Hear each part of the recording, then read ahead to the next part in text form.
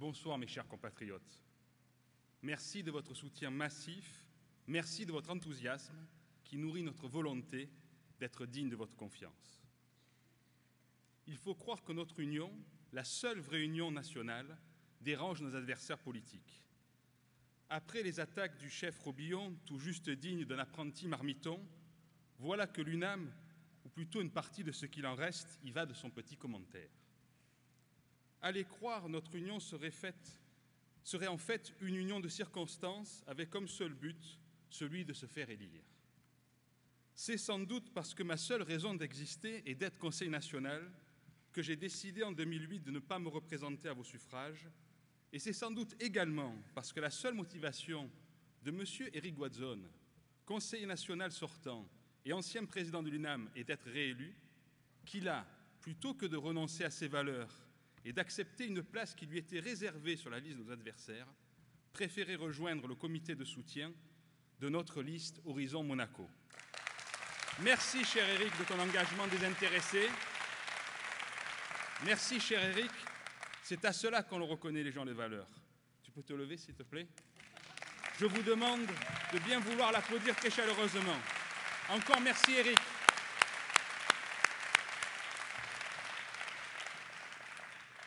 Voilà, Madame Dittelot, voilà, Monsieur Cellario, l'exemple que vous aurez dû suivre plutôt que de projeter sur les autres vos propres démons. Oui, mes amis, ne leur en déplaise, notre union est une réussite, vous en êtes la preuve ce soir. Et pour en rester à une métaphore culinaire chère à Jean-François Romignon, la mayonnaise a bien pris.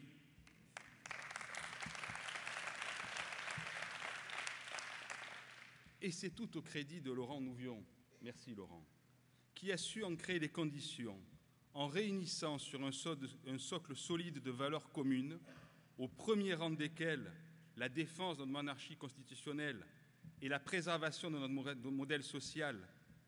Il a su réunir une véritable équipe complémentaire et solidaire, constituée de femmes et d'hommes motivés, prêts à se mettre au service des Monégasques et à minimer d'une volonté inextinguible de défendre notre identité en tout lieu. Quoi qu'ils en pensent, je n'ai pas senti l'ombre d'une rancœur entre nous, mais la vraie possibilité de s'exprimer et d'écouter les autres. Nous voici devant vous, avec toute la palette de nos paroles, unis tout en étant divers, comme le sont tous les Monégasques. Les gamins qui se prennent des gifles sans savoir pourquoi, les Monégasques n'en veulent plus, Monsieur Robillon. Le Conseil national, ce n'est pas une cour de récré.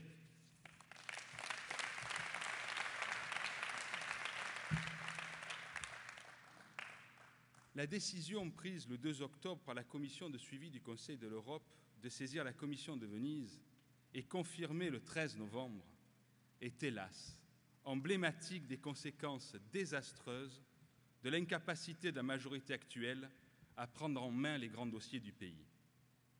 Quand on se rappelle les dérives institutionnelles de la majorité, et notamment son attitude vis-à-vis de l'examen en session extraordinaire du projet de loi sur les retraites et du rappel à l'ordre constitutionnel du souverain, on ne peut s'empêcher de se poser la question de l'existence d'un lien de causalité et de s'interroger si certains élus n'ont pas trouvé la gifle princière trop cuisante. Où finit d'ailleurs l'incapacité? Et où commence la traîtrise, quand on sait que la majorité du Conseil national était au courant de cette saisine dès le 2 octobre et qu'elle a décidé de ne pas prévenir le gouvernement princier sous prétexte d'un devoir de confidentialité vis-à-vis du Conseil de l'Europe. Autrement dit, entre Strasbourg et Monaco, ils estimaient que leur devoir était avant tout d'être serviles devant les eurocrates. Non, messieurs, votre devoir était de respecter vos électeurs qui vous avaient donné mandat de prendre soin de leurs spécificités et de ne pas la brader au premier luxembourgeois ou luxembourgeoise venu.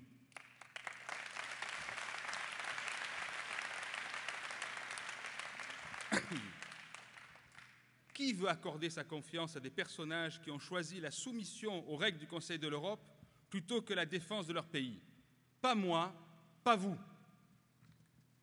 Échec dans la défense de Monaco vis-à-vis de l'extérieur, échec également dans la gestion des grands dossiers de politique intérieure. pas un logement domanial de prévu après 2014, et en dehors de ceux programmés lors de la mandature 2003-2008, la majorité UDM ne peut mettre à son actif que les appartements domaniaux de la fameuse tour Odéon, pour lesquels on peut craindre que le montant des charges les rende inabordables pour une majorité de compatriotes, et l'opération Tamaris, aujourd'hui conspuée par cette même majorité pour des raisons esthétiques, majorité qui ne s'était pourtant pas gênée de vouloir livrer un immeuble avec un nombre ridicule de parkings et surtout de vouloir vous faire vivre des années à côté de travaux de construction du nouvel hôpital dans le bruit et la poussière. À ce sujet, nous demandons que le gouvernement débloque des fonds nécessaires afin que toutes les mesures soient prises pour réduire au maximum les nuisances sonores et sanitaires liées à ces travaux. Concernant les finances publiques, il est temps d'arrêter le massacre. Le futur ex-conseiller pour les finances n'avait en bouche que les mots « ma cassette », c'est-à-dire la réduction des dépenses et des économies de bout de chandelle, alors que vous le savez, nous le savons tous, notre salut passe par la recherche de nouvelles recettes et par l'optimisation de la gestion du fonds de réserve, dont la performance est depuis des années intolérablement faible. Des solutions existent, mais il faut une majorité capable de les proposer et déterminée à en convaincre le gouvernement. Cela passe, par exemple, comme vous en a parlé Pierre, par la création d'un fonds de réserve ou encore par l'optimisation du fonctionnement de la Caisse des dépôts et consignations. Et la priorité nationale. Ah oui, je sais, à Strasbourg, Luxembourg ou Venise, c'est un gros mot. Eh bien non, monsieur, ce n'est pas un gros mot. La priorité nationale, c'est un grand mot. Et ce grand mot-là, nous n'entendons pas de remède.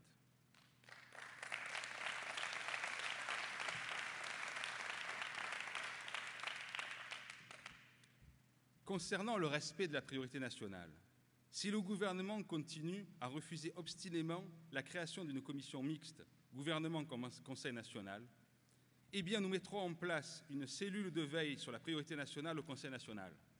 Ainsi, chaque monégasque pourra venir nous informer en cas de non-respect de cette priorité.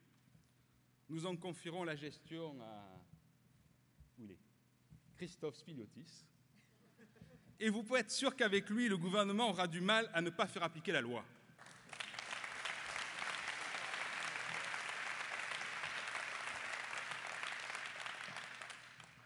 Dans le domaine de la santé, il existe actuellement une garde de médecine générale seulement pour les week-ends et les jours fériés. Autrement dit, pendant la semaine, il vaut mieux pas être malade le soir. Il n'est pas normal que durant les nuits de semaine, il n'y ait pas de médecin de garde, ce qui impose, si on a besoin d'un avis médical, de devoir se déplacer aux urgences du CHPG, alors qu'une consultation à domicile aurait pu être suffisante. Outre les désagréments pour la personne malade, cela entraîne un encombrement du service d'urgence et donc une augmentation des délais de prise en charge pour ceux qui en ont réellement besoin. Nous allons prendre des dispositions pour que le tableau de garde de médecine couvre tous les jours de l'année. C'est possible. Je peux vous dire que ça sera réalisé. Je m'y engage.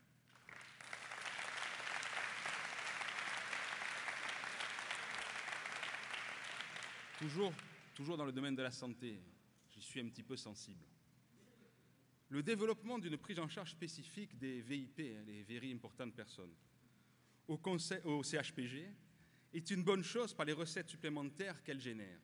Pour autant, nous veillerons à ce que cela ne se fasse pas au détriment des autres malades, car l'hôpital public doit être un hôpital qui offre à tous la meilleure qualité de soins possible. Nous ne permettrons pas l'installation d'une médecine à 2 vitesses en principauté.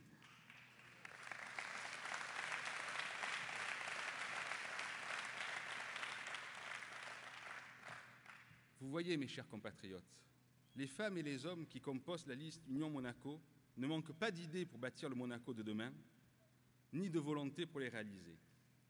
Vous aurez, dans les prochaines semaines, et en particulier le 19 décembre, l'occasion de découvrir plus en détail notre projet politique pour 2013-2018 et même au-delà.